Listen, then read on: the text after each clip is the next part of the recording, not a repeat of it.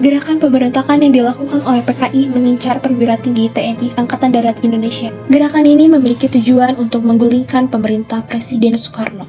Tak hanya itu, mereka juga menginginkan pemerintah Indonesia berubah menjadi pemerintah komunis.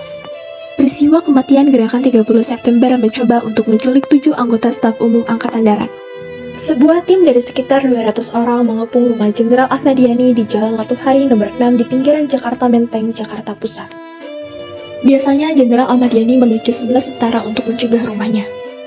Kemudian istrinya melaporkan bahwa seminggu sebelumnya tampak 6 orang ditugaskan kepadanya, orang-orang yang berasal dari Komando Kolonel Latif yang diketahui yakni adalah salah satu komplotan utama dalam Gerakan 30 September. Para penculik datang ke rumah Jenderal Ahmad Yani dan mengatakan kepadanya bahwa ia akan dibawa ke hadapan Presiden.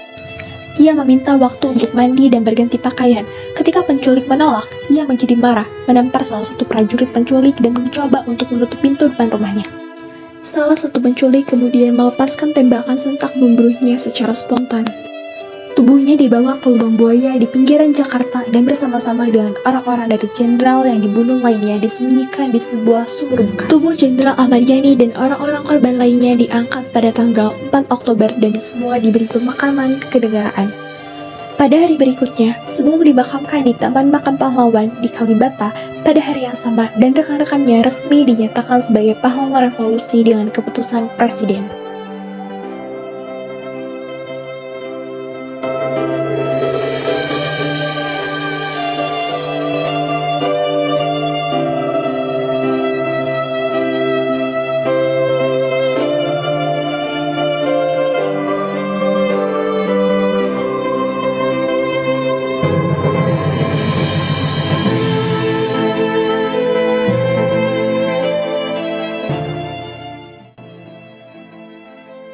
Peristiwa ini menunjukkan bagaimana ideologi komunis dapat mempengaruhi dan memicu perubahan besar dalam struktur pemerintahan dan masyarakat Indonesia.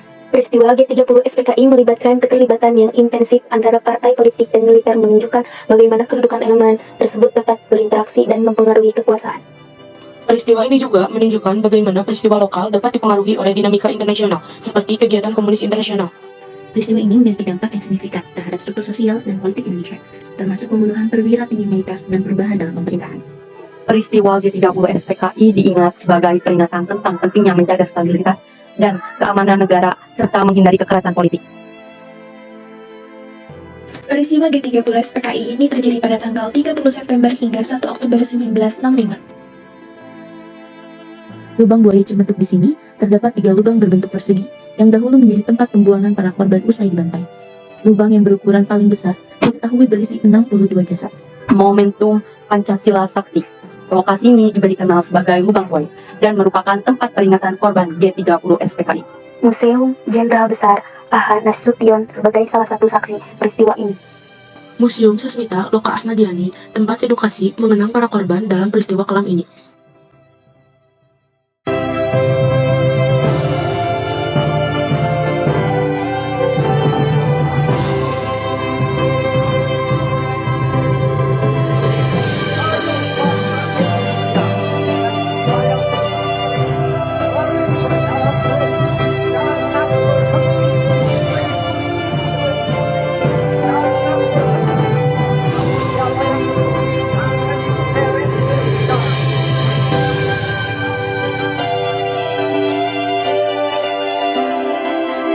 Jadi, peran Soekarno masih menjadi misteri dan sumber kontroversi.